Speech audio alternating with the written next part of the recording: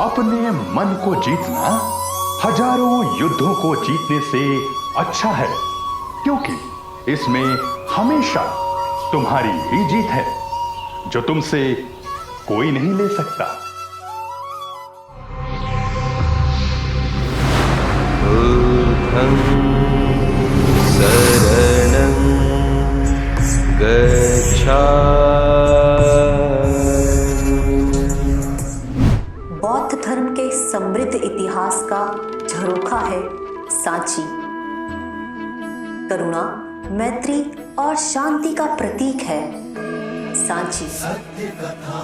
चंड अशोक के धम्म अशोक बनने की गाथा है सांची।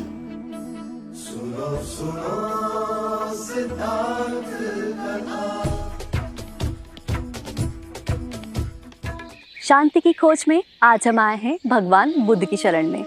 जी हाँ, मध्य प्रदेश की राजधानी भोपाल से लगभग 50 किलोमीटर दूर रायसेन जिले के सांची में।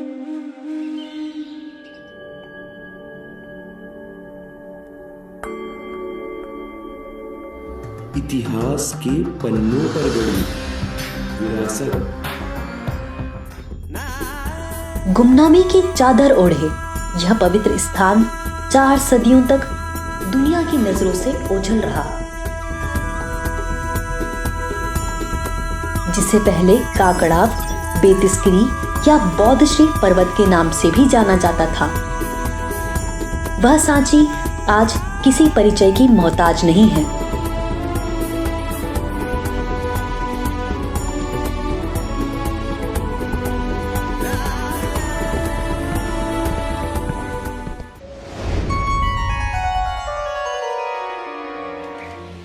बौद्ध धर्म में सांची को एक पवित्र स्थान माना जाता है।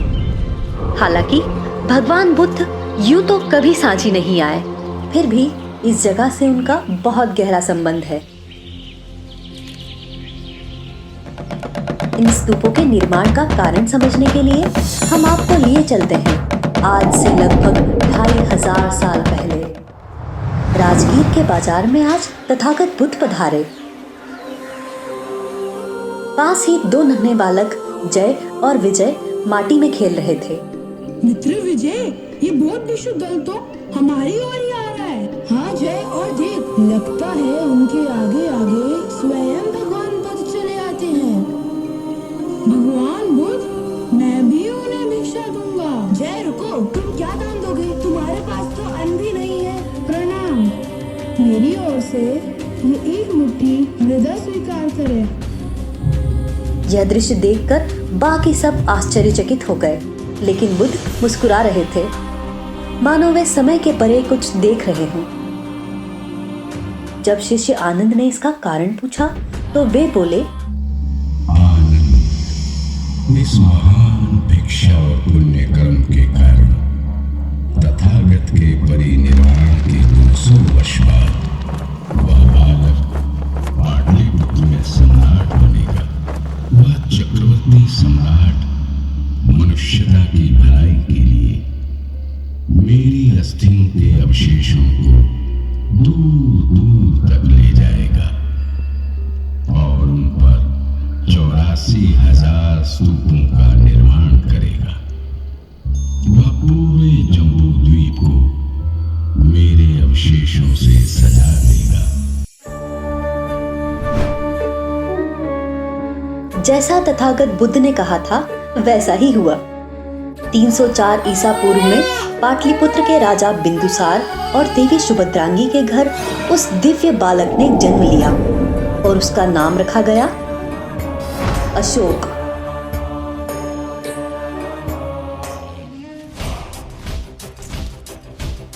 माना जाता है कि अपने जीवन के शुरुआती दौर में अशोक इतने क्रूर थे कि उन्हें चंड अशोक कहा जाने लगा। लेकिन एक युद्ध के बाद कुछ ऐसा हुआ कि उनका जीवन पूरी तरह बदल गया। ये मैंने क्या कर दिया? इस महाविनाश का कारण मैं अशोक। अब मौर्य साम्राज्य में युद्ध की नहीं, धर्म की फेरी बजेगी। मैं पश्चाताप करूंगा।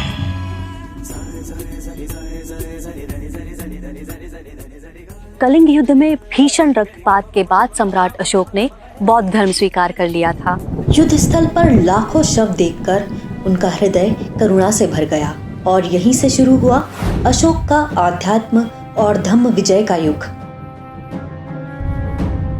और अब वो घड़ी आ गई थी जिसकी भविष्यवाणी स्वयं भगवान ने की थी।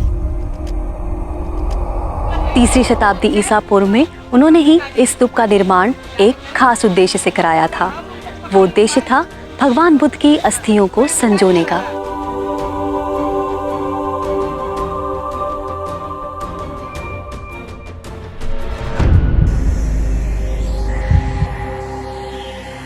बौद्ध धर्म में 84,000 स्कंद बताए जाते हैं। इसीलिए सम्राट अशोक ने भगवान के पुराने स्तूप खुदवाकर उनके अस्थि अवशेषों को 84,000 भागों में बांटा और जहां जहां तथागत के चरण पड़े थे उन सभी स्थानों पर सम्राट अशोक ने स्तूपों का निर्माण करवाया। हालांकि भगवान बुद्ध सांची कभी नहीं आए थे, तो फिर सांची को उनके अवशेषों को संजोने का गौरव आखिर क्यों प्राप्त हुआ? इतिहास के पन्नों पर गड़ी विरासत। इस स्तूप के निर्माण के लिए सम्राट अशोक ने सांची को ही क्यों चुना? इसके पीछे कई कारण हो सकते हैं।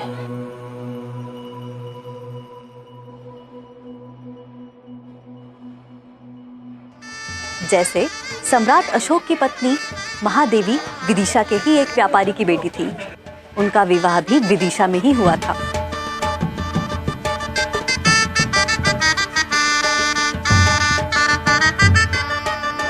एक कारण यह भी हो सकता है कि विदिशा मौर्य काल में बहुत ही संपन्न क्षेत्र था। वहां के व्यापारियों ने स्तूप के निर्माण में सहयोग भी किया था।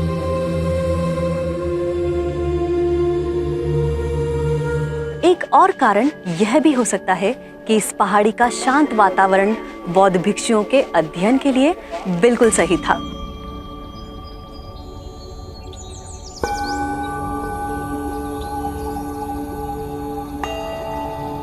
शायद इसीलिए सम्राट अशोक ने इस स्तूप के निर्माण के लिए सांची को चुना।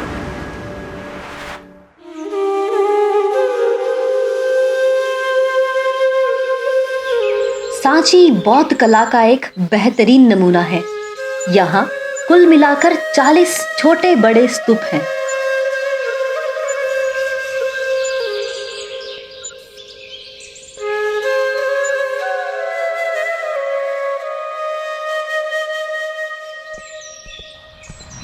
जिनमें से स्तूप नंबर 1 सम्राट अशोक ने बनवाया था।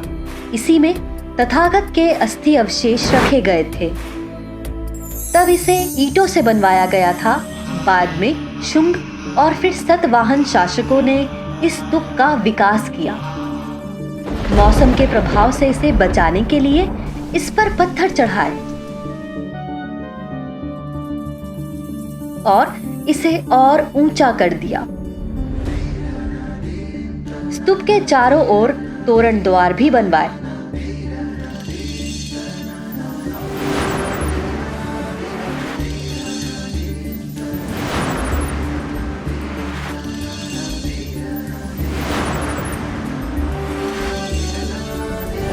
जिन पर भगवान बुद्ध को सांकेतिक रखते हुए उनके जीवन से जुड़ी घटनाएं दिखाई गई हैं।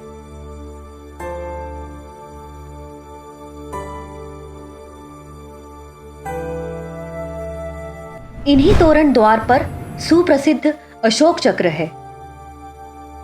लेकिन क्या आप जानते हैं, वास्तव में यह भगवान बुद्ध के प्रतीति समुत्पात यानी कारणकारी की श्रृंखला पर आधारित है। बौद्ध संस्कृति में इसी को धर्मचक्र कहा गया है।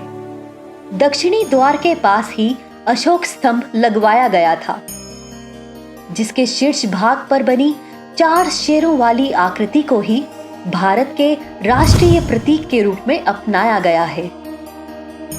संरक्षित करने की दृष्टि से अब इसे सांची संग्रहालय में रखा गया है।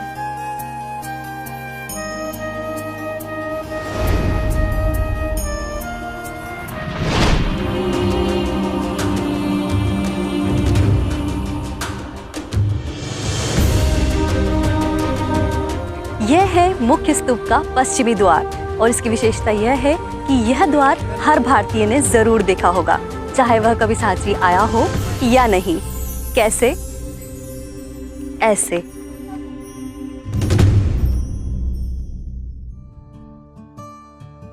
पश्चिमी द्वार के ठीक सामने चैत्य सभागार है।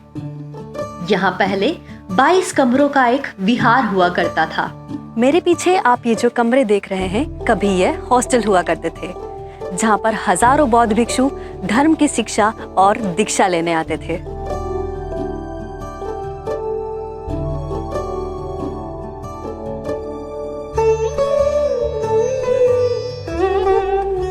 माना जाता है कि सम्राट अशोक के पुत्र महेंद्र और पुत्री संघमित्रा यहीं से दीक्षा लेकर धर्म प्रचार के लिए सिलोन द्वीप यानी श्रीलंका गए थे।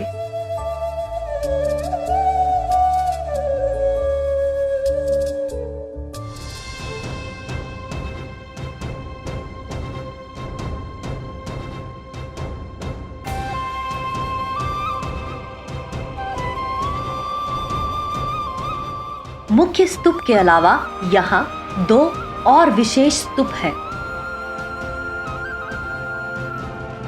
स्तूप नंबर 2 के भीतर 10 बौद्ध भिक्षुओं के पार्थिव शरीर रखे गए हैं और स्तूप नंबर 3 में तथागत भगवान बुद्ध के 2 प्रमुख शिष्य सारिपुत्र और मौदगल्यायन के स्मृति शेष रखे गए थे, जो अब महाबोधि सोसाइटी के चैत्य में हैं।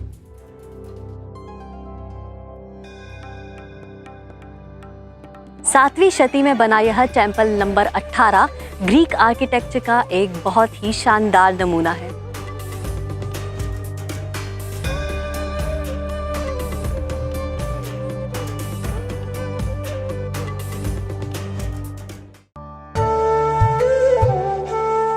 सिर्फ स्तूप ही नहीं, यहाँ जैन और हिंदू धर्म से संबंधित मंदिर भी देखे जा सकते हैं।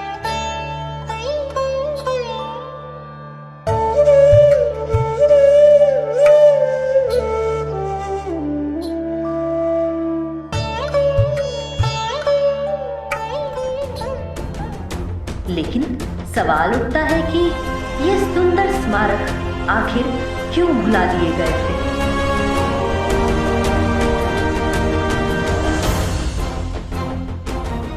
दरअसल समय के साथ भारत में बौद्ध धर्म के अनुयायी कम होते चले गए। इसी वजह से सांची 14वीं शताब्दी से ही वीरान होने लगा।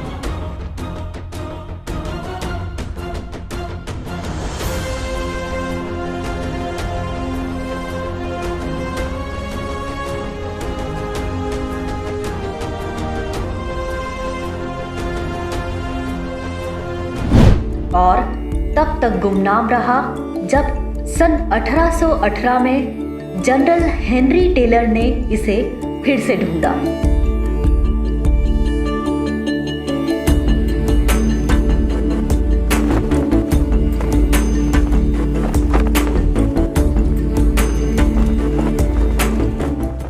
जहां सदियों तक ज्ञान और शांति का खजाना बंटता रहा, उस सांची को चमकीले पत्थरों की तलाश करने वालों ने कई बार रौंदा।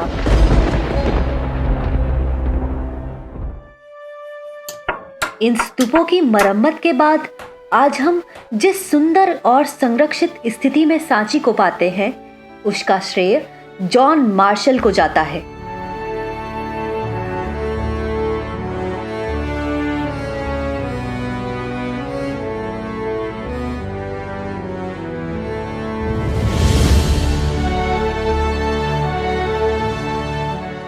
इन स्मारकों की सुंदरता और इतिहास को देखते हुए ही यूनेस्को ने इसे सन 1989 में विश्व धरोहर घोषित किया।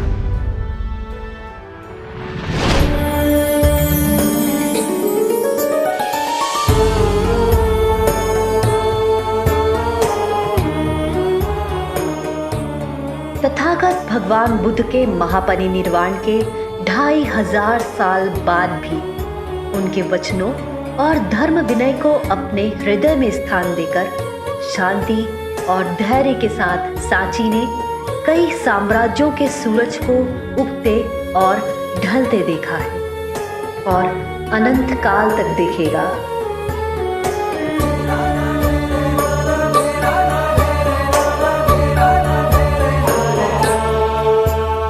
पूजा करने से धर्म का कोई भी संबंध नहीं है। धर्म का संबंध है शांत होने से, मौन होने से, शून्य होने से। इतिहास के पन्नों से खोज कर लाएंगे एक और विरासत। मिलते हैं अगले अध्याय में।